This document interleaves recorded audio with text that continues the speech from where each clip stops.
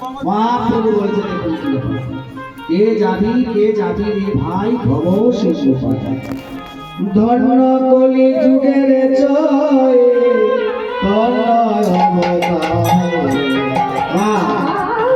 চারটে যুগের মধ্যে কলিযুগ হচ্ছে শ্রেষ্ঠ যুগ। এই কলিযুগ শ্রেষ্ঠ যুগ, কিন্তু একটু চিন্তা করব কলৌ দোষে নিধে রাজনস্তি কলিযুগে অশেষ দোষ নিরূপণ করা হইয়াছে, দোষের কোনো সীমা পরিশেষ। কিন্তু সেই জায়গায় দাঁড়িয়ে পদকর্তা বললেন চারটে যুগের মধ্যে কলিযুগ শ্রেষ্ঠ যুগ। কেন বললেন না কলিযুগ শ্রেষ্ঠ যুগ? চারটে যুগের মধ্যে কলিযুগকে শ্রেষ্ঠ বলে ঘোষণা করলেন। কেন জানেন? কোন দেবতার জন্য, কোন ঋষিমুনির জন্য নয়, কোন মানুষের জন্য নয়, কোন কার জন্য এই যুগকে শ্রেষ্ঠ বলে ঘোষণা করলেন? ধন্য কলি যুগের কি ধন্য কলি যুগের চৈতন্য অবতার। তার জন্য শ্রেষ্ঠ বলা হলো চৈতন্য মহাপ্রভু। আর কারুর একটু চিন্তা করুন, ইতিহাস পড়ে দেখবেন আজ থেকে 500 বছর আগে কত হাজার হাজার সনাতনী মানুষ মুসলমান হয়েছিল। কত ব্রাহ্মণকে মুসলমান করিয়ে দেওয়া হয়েছিল এই পশ্চিম বাংলা। ইতিহাস দেখবেন। আর সেই জায়গাটায় যদি মহাপ্রভু না আসতেন কি অবস্থায় দাঁড়াতো আজকে। আবার সেই দিন আসছে, এই 3-4 দিন আগে মালদাতে আরম্ভ হয়ে গেছে, চাঁচলিতে আরম্ভ হয়ে গেছে। দেখবেন কত ফাটাফাটি, কত কাটাকাটি, কত কিছু হচ্ছে। কত বাংলাদেশে কত কোটি কোটি মানুষকে মেরে দিচ্ছে, সনাতনী মানুষকে। সেই জায়গাটাকে আপনারা চান? যদি চান, যদি চিন্তা করেন, একেবারে দেখবেন প্রকাশ্য দিবালোকে হত্যা করছে রাস্তায় সনাতনী মানুষদের কাছে। ভালো হবে তো? আপনার মাকে যদি বাড়ি থেকে টেনে নিয়ে এসে কেটে ফেলে ভালো হবে? বুঝতে পারছেন না কেন আপনারা? আপনারা ভাবছেন খ্রিস্টান হলে রেহাই পাবেন? পাবেন না রেহাই। যদি মহাপ্রভুর অনুগত্য স্বীকার কলির মানুষ না করে, কলিযুগ উদ্ধার হবে না, কলিযুগে রেহাই পাবে না মানুষ। দেখবেন প্রত্যেকটা মানুষকে রাস্তায় ধরে বধ করবে, কাটবে ছোড়াছি। একদিন আসবে সেই জায়গাটা দাঁড়িয়ে আপনারা কি মহাপ্রভুর কথা বিশ্বাস করবেন না? তাহলে সনাতনী হলেন কেন? তাহলে মুসলমান হবেন, ঠিক ভালো হবে। বুঝতে পারছেন? ধন্য কলি যুগের চৈতন্য অবতার। আর চৈতন্যের ঘাটে পদার্থে আমার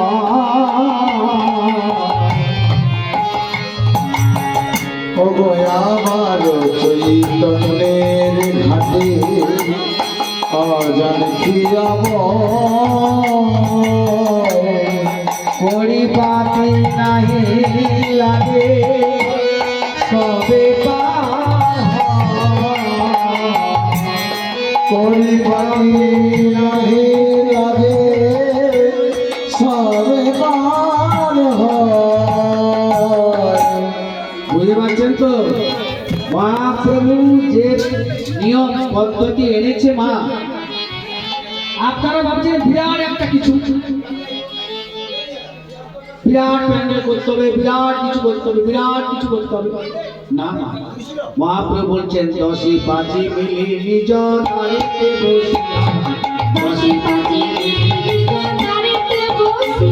আরে কীর্তন করো সবে হাতে তালি দিয়া। এটা তো মহাপ্রভু বলেছেন, কিন্তু আপনারা করছেন না, আমি করছেন। আমি ভাবছি কি বিরাট একটা কিছু করতে হবে, বিরাট সাধন ভোজন করতে হবে, বিরাট প্যান্ডেল করতে হবে, বিরাট কিছু করতে হবে। যদি বাড়িতে বসে আপনারা হাতে তালি দিয়ে ভগবানের হরিনাম করেন, তাতেই মহাপ্রভু খুশি হবে, জীবন ধন্য হয়ে যাবে। বুঝতে পারছেন তো মা? তাহলে এবারে আসি ধন্য যুগের চৈতন্য অবতারী। বুঝতে পারছেন কলিযুগ কার জন্য ধন্য হলো? বেশ, চৈতন্য মহাপ্রভু। আমার চৈতন্যের ঘাটে ওদান কেবল করি পাতি নাই লাগে সবে পারো, কারো পয়সা করি লাগবে না, সবে ভবসমুদ্র পার হতে পারবে। সেটা কেমন? হরি নামে হরি নামে শ্রী গুরু কান্নারি, হরি নামে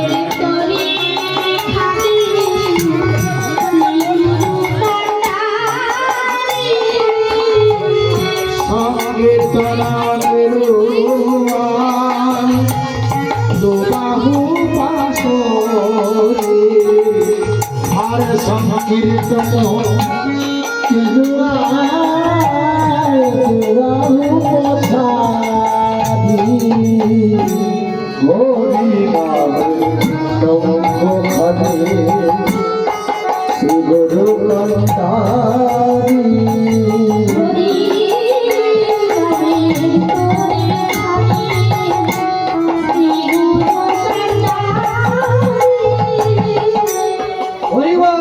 দড়িটা কি দড়ি মা? কি দড়ি? দড়ি দড়ি মানে কি? দড়ি মানে জানেন? দড়ি মানে আরে নৌকো, নৌকো। এই ভবা সমুদ্র পার হতে তরি, সেটা কি? তরিটা কি? হরি নামের তরি খানি শ্রী গুরু কান্নারি, হরি নামের তরি খানি। বুঝা গেছে বাবা? আর কান্নারি কে হবে? শ্রী গুরু। গুরু আছে না আপনাদের? গুরু আছে কি মাঝি নাকি? এইখানটাতেই মানুষ বলে মাঝি। একদম অবস্থা খারাপ। যদি হাত তুলতে বলা হয় 1000 মানুষকে, যদি হাত তুলতে বলা হয় 100 জন তুলবে কিনা শুনছেন? এইখানটা তো মা হয়তো আপনারা বুঝতে পারছেন যে যতক্ষণ না এই মনুষ্য জন্মে গুরু করণ না করা হয়, গুরু গুরু গুরু গুরু সব গুরুর চরণ আশ্রয় না গ্রহণ করা হয়, এই পরীক্ষানি পারে যাবে না। যাবে কি? আচ্ছা একটু দেখুন তো বাবা। আচ্ছা আপনি 24 পরগনা যাবেন, ভেসেল উঠে পড়েছেন, ভেসেল কি আপনি চালিয়ে নিয়ে যেতে পারবেন? একটা পারবেন? নৌকো পারবেন চালিয়ে নিয়ে যেতে? পারবেন। আপনি ট্রেনে উঠেছেন, ট্রামে উঠেছেন, আপনি চালিয়ে নিতে পারবেন? তাহলে এই ট্রেন, এই ট্রামটাকে, এই দড়িটাকে কে নিয়ে যাবে? কে যাবে? পারবেন চালাতে? এটা কে? গুরু। কিন্তু এই সাবজেক্টটা বাঙালি ভুল করে সবচেয়ে বেশি। আর এই সাবজেক্টটা ভুল করার জন্য মানুষের এত অধঃপতন। বোঝা গেছে তো বাবা? তাহলে যার নেই খুব তাড়াতাড়ি গুরু করণ করবেন, যার আছে গুরুকে ভালো করে পরিচর্যা করবেন, সেবা করবেন। বোঝা গেছে? সব জীবী ধরে গেল প্রেমের বাতাসে, আরে লোচন পড়িয়া রইল গরমের খুশি,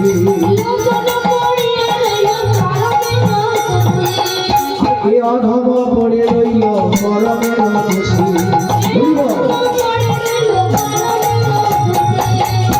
জয় রাধে। বুঝা গেছে তো? বুঝা গেছে? এবারে আসুন, একটা পালা কীর্তন শুনবেন আপনারা, তাই তো? এটা পালা কীর্তন নাকি? কীর্তন শুনবেন? তাহলে একটা পালা কীর্তন, পালা অনেকদিন থেকে পালা গাইনি, পালা কীর্তন, তাই তো নাকি? পালাটার নাম বলে আপনারা কিন্তু দুঃখ করবেন। পালার নাম বলবো সুন্দর, কিন্তু বিষয়বস্তু কিন্তু অত্যন্ত সুন্দর। আমরা আজকে একটু জগন্নাথ লীলা শুনব, জগন্নাথ লীলা। আর বিষয়টার নাম কি জানেন? যে যেমন কর্ম করবে তার তেমন ফল। পালাটার নাম কিন্তু, বুঝে গেছে? আর লীলাটা হবে কিন্তু জগন্নাথ লীলা। কেমন কর্ম করলে জগন্নাথ আজ্ঞা, কেমন ফল দেবে, এই বিষয় করবে। আগে আগে কি বলছেন, কি বলবেন? বলবেন কিছু? আচ্ছা যা বলার আমার বলবেন। হরে কৃষ্ণ।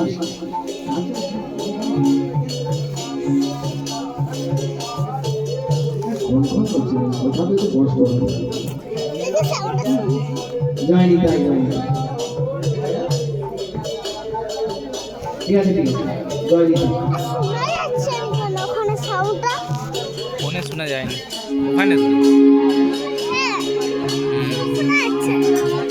জয় নিতাই। জয় জয় জগন্নাথ সচিদানন্দ।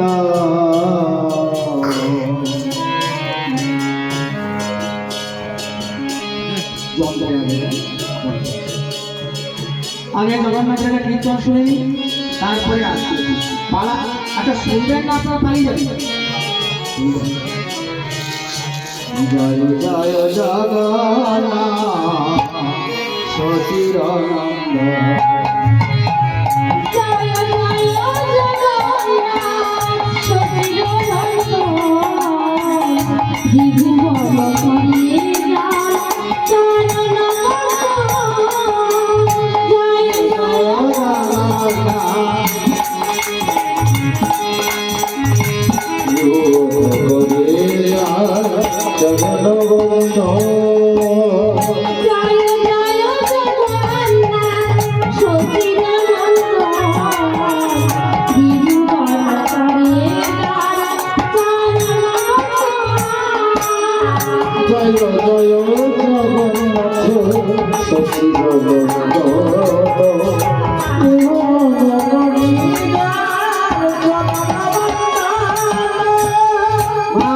তারপরে কি হয়েছে দেখুন।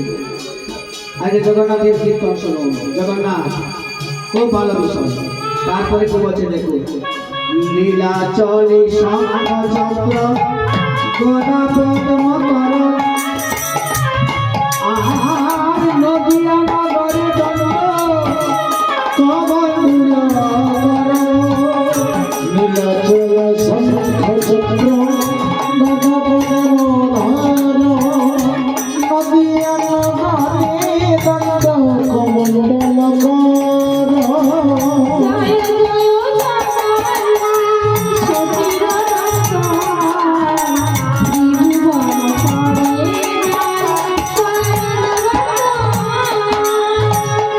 হবরে পুরা বেতে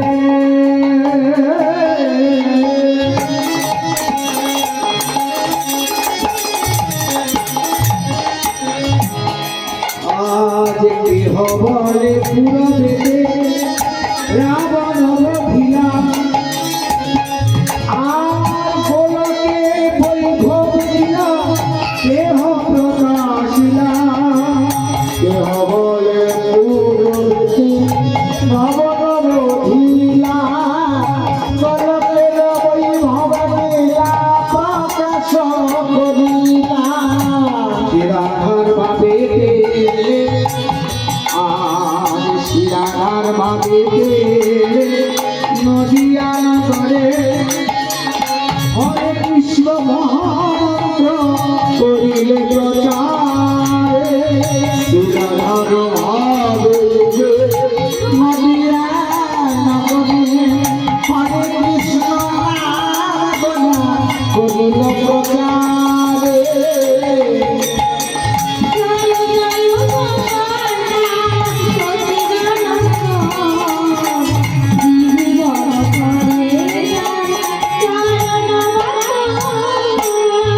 বাসুদেব ঘোষ কয়ে করি জড় যেই গৌর সেই কৃষ্ণ সেই জগন্নাথ। বসুদেব ঘোষ কহে করি জড় যেই গৌর সেই কৃষ্ণ সেই জগন্নাথ। বসুদেব ঘোষ কহে করি জড়